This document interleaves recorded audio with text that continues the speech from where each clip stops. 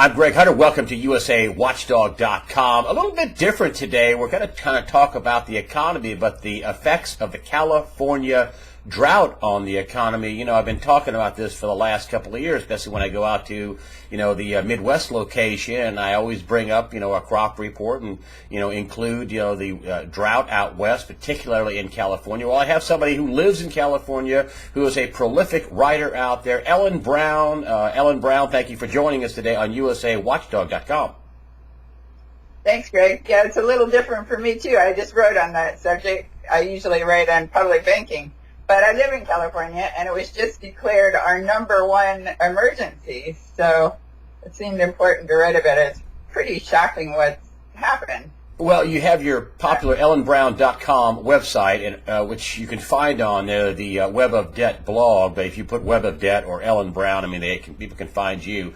Very popular website. You've been around for a long time. You've written, about a dozen books, and you're a prolific writer. And that's why I wanted to have you on, because I know that you have your finger on the pulse of a lot of stuff, particularly on this. This is serious stuff, or am I getting this wrong? Is this because the rest of the country seems to be like, oh, well, they got some dry weather in California, no problem. But it's a big deal. I mean, the governor's declared the first ever statewide state of emergency for water. Is that right? Right. It's our 4th year of drought. The governor just declared that all the cities are supposed to cut back 25% in water usage. Well, Los Angeles, where I live, in the last decade has already cut back 25%. So I guess we only have to cut back another 20%, but that's a lot.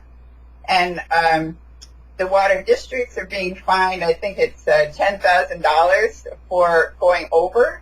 Oh, and you could get a $500 fine for doing like a 10-minute shower instead of a 5-minute shower. They have ways now, they have smart meters that can detect your water usage, like specifically how long your shower was, which is kind of scary in itself, the fact that they're so tuned into everything that we do and everything that we spend. But what makes me particularly suspicious is the fact that this drought is being caused by there's a front,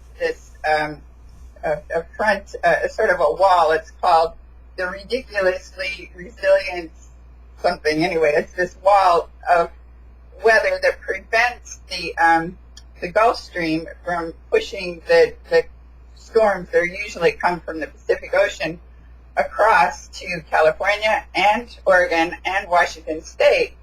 So that's been going on for 4 years, and nobody knows what caused it. Well, the highly suspicious say it's caused by HAARP, which is a military use of Tesla technology, or it could be caused by geoengineering, which is chemtrails. A lot of people call that conspiracy theory, but if you look up in the sky, you can see them. I mean, the skies are crisscrossed with these chemtrails, and they're dropping aluminum and barium on the land. California supplies the country with 50% of their groceries, of their produce.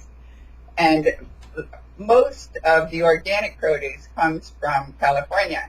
So if you're putting aluminum on all the land from chemtrails, then there's going to be no such thing as organic food anymore. All food, all crops are being poisoned by this aluminum, which also poisons people, of course. We're all being polluted with that aluminum. So now they have GMO seeds that are aluminum resistant. Well, why are they aluminum resistant? To resist the chemtrails. So Henry Kissinger said that control the food and you control the people. Well, how do you control the food? You control the water. So it just looks to me like they're forcing all the organic food off the market, and we will only be able to buy GMO food, which means frankenfoods that are engineered, that our farmers will have to buy seeds from Monsanto, et cetera. And then things like Goldman Sachs has declared that water is now the new oil. I think JP Morgan said the same thing. So they're buying up all these water rights for different things. They got a huge fund set aside for water. I saw where they attempted to privatize the Reno Water District's water, and then they were going to lease it back to the city of Reno. And it actually looked good to the water district, but the people protested. But that's the model you see everywhere, where they're privatizing everything and then leasing it back to us in perpetuity for many multiples of what we already paid for the thing in the first place. Do you think that part of this also could be just a pattern of dry weather? I mean, one of the things that has come out in published reports and is that a couple hundred years ago when they were settling California and out west, the reports came back that this is way too dry, that it's abnormally wet, has been abnormally wet the last 100 years or so, and now it's it's going back to its mean. What do you think about that? And if this continues, is there going to be mass migration out of California?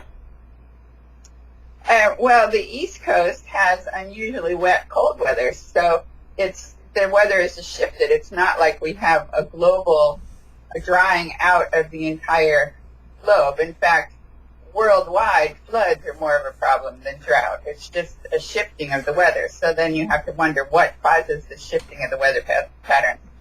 But it doesn't seem to me like they will force people out of California. What they will do is force the water prices way up, just like Enron did, force the energy prices up by first creating what looks like a shortage of energy. So then people come to accept the fact that energy is going to be more expensive.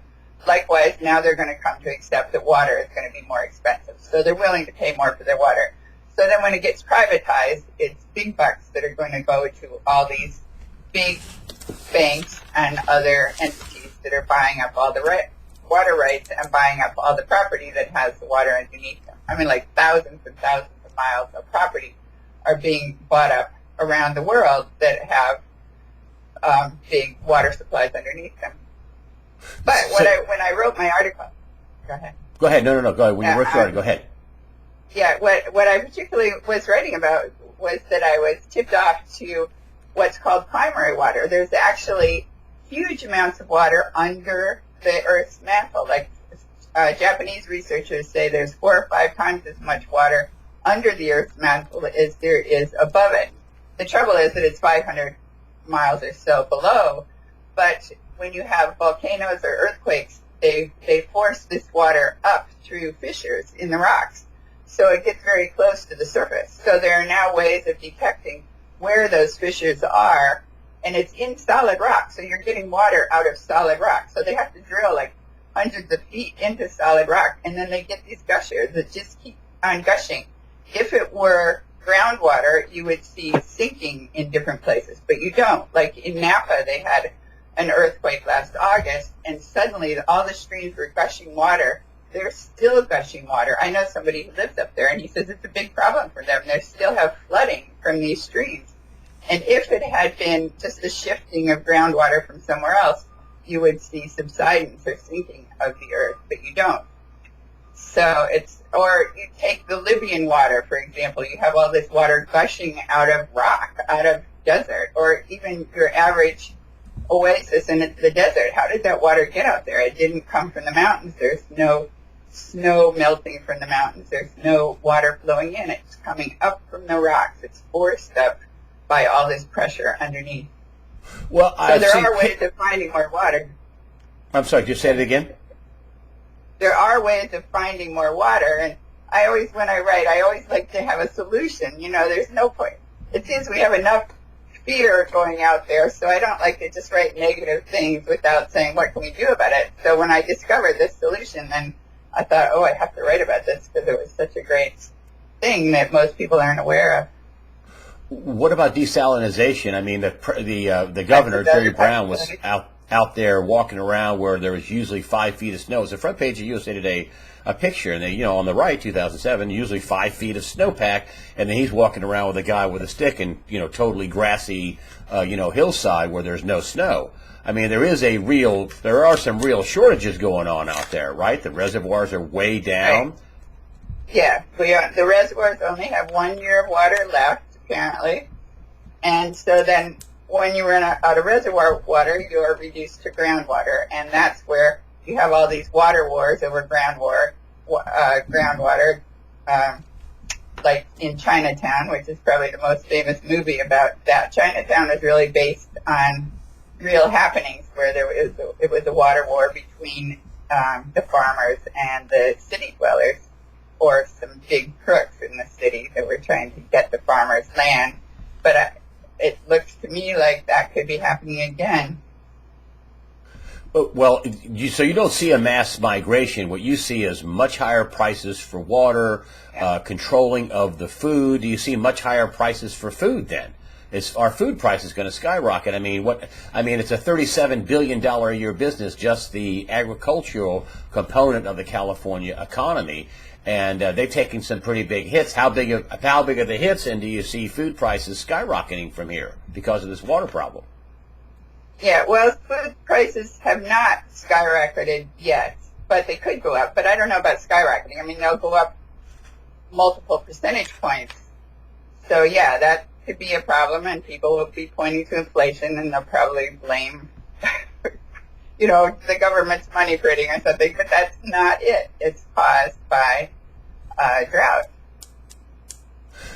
When NASA says that California only has a year left, I mean, what's the governor going to do? A year left of water. What's the governor going to do? I mean, it seems to me he's pretty far behind the curve. He was working on some, $40 billion, mass transit, and you're going to be out of water in a year. What in the heck is he going to do? And are people just going to move away if he doesn't solve the problem? I mean, that's a big problem, making it rain.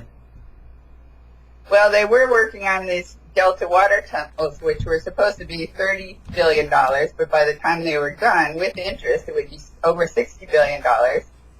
But it was a case of stealing water from one group to give it to another group. So, of course, you have everybody arguing about it. So I think they have something like 30,000 complaints that they're reviewing. So the thing got stalled last August, and it still is stalled because they're still looking at all these complaints from the landowners. But anyway, that's no solution. It's just shuffling water from one place to another. So what they need in the way of solution is new water. So I would say primary water. You can drill one of those wells for $100,000. According to Paul Power of the Primary Water Institute, you could solve the whole California problem for under $1 billion if you had the drills. The rigs. You got to get the rigs, which are expensive, but not that expensive. Anyway, it's those solutions that they should be looking to, and hopefully they will look to at some point. Well, but that takes time. I mean, to build a desalination plant or to drill, 500 feet. No, you could have a well in 3 days. You could have water in 3 days. But how many wells would they have to drill? I mean, in order to solve this problem? And there's 38 million people in California. This is a daunting task. I think I heard 800 wells would do it for the state. 800 wells would do it? And this is beyond the groundwater. This is deep. I'm sorry, maybe it was 8,000. 8,000 wells. 8,000 but anyway, wells. It's doable. If you had the rigs, you could do it quite quickly. But that's going to take time. And I mean, to me, tick-tock, a year left. NASA says you have a year. It just seems to me that there's going to be some disruption. There might be. Do you see anybody having to move out of the state of California? It just doesn't seem like they're going to be able to water that many people in that short of amount of time. Aren't you concerned about that? I would be. Well, I see the problem as weather manipulation, and so that's one reason I write, is to get that idea out there. Why do we have this unusual drought and these unusual fronts? Also, there's supposedly a 1,000-mile warm spot in the ocean that doesn't belong there, and that is also suspected to be caused by HAARP, which is the Tesla, the military uses of weather manipulation, weather warfare, basically. Well, they're committing warfare against us. What do you suppose the motivation is to manipulate the weather, if that is indeed the case? What is their manipulation there? They want to starve people. They want to drive the price of water up. All the above. All of the above. I think control. The idea is it's like George Carlin said. They want to own us, or they do own us, and the parts of us that they don't own, they want to own. There's just this move to own everything, privatize everything, force us into higher prices, and force the water districts with these huge fines, etc., into going broke, and then the water districts will have to sell off their water assets to private companies, which can then lease them back to us. And there's a huge move by the big banks, particularly Goldman Sachs, JP Morgan, Citigroup, all those big banks are saying that water is the next oil, that it'll be bigger than oil, it's the next commodity boom, and they're all rushing to get in on it. So it helps them. I mean, I don't necessarily see the big bankers manipulating the weather, but somebody seems to be manipulating the weather. But you're saying that they see an opportunity, and the opportunity is going to be higher prices and more restrictions and higher prices for food. That's what you think this is all about? Yeah, well, just like the Enron deal, I think, yeah, it's all about money and control. Just as Henry Kissinger said, control food, and you control the people. And one last thing, you don't see any migration out of California? I mean, it seems to me that you have a year left. There's 38 million people. Well, there's definitely migration. There's been migration for some time. But I mean out. I mean, there's a lot of migration in. But I'm talking about migration out. Yeah. They complain in Oregon and Washington State that they're getting our people. And I suppose there'll be more. The taxes are high, property taxes are high. People are moving out just for that reason. Would you move if it got bad enough? I mean, you only got 12 months of water left, according to NASA. I mean, unless they come up with desalination and thousands of wells, and that's a lot of folks out there, 38 million people. Yeah.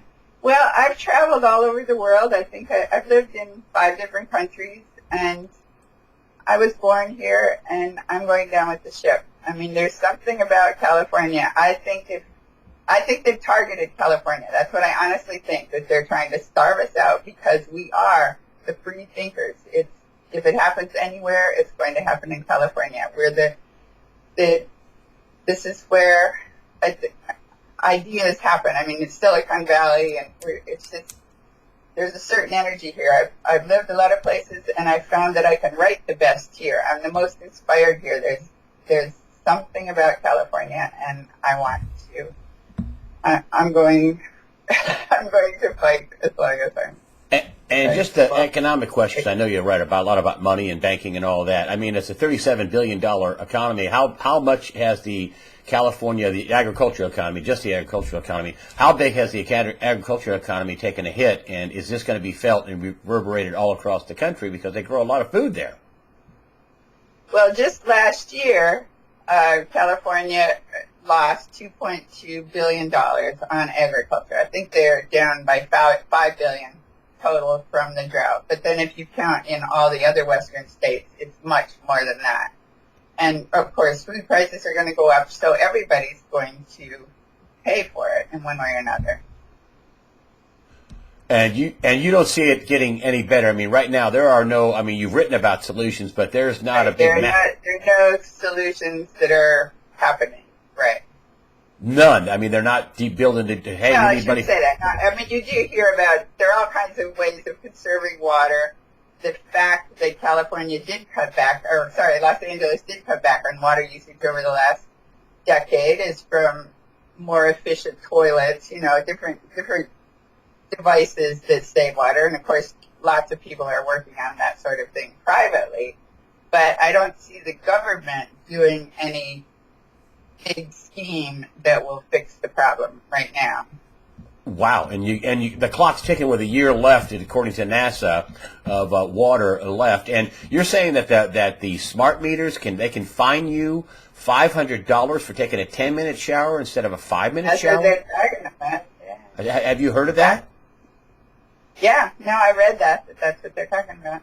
Oh boy, they're going to do that. They're going to fine people. Fine for personal use, and you're recommended to have a 5-minute shower. So I don't know at what point they would fine you over the 5 minutes, but anyway, that's what they're talking about. And then what's creepy is that they can pinpoint what you have used your water for, so they know how long your shower was. That is creepy. That is creepy. And you don't see anything. There's nothing out there that you have seen in the press, in the writings out there that, we've got a plan to drill 8,000 wells, or we have a plan to do desalination. Just smart meters and water restrictions is the only plan at the moment with a year's left. The plan seems to be to charge more for water, but that doesn't solve the problem. You still don't have enough water, Now, I've read officials have said that we have no backup plans, so apparently that's true.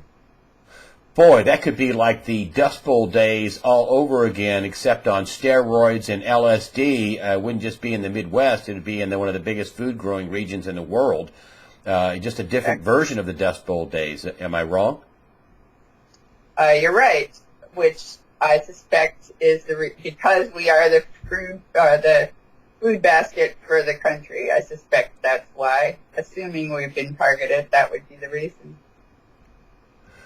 Ellen Brown, thanks for coming on and giving us your update on the dire water crisis in California. Thank you for coming on. Ellen Brown of ellenbrown.com, and where you can find her great blog, Web of Debt blog on ellenbrown.com. Ellen Brown, thanks for joining us today on usawatchdog.com. Wish the news was better. Thank you, Greg.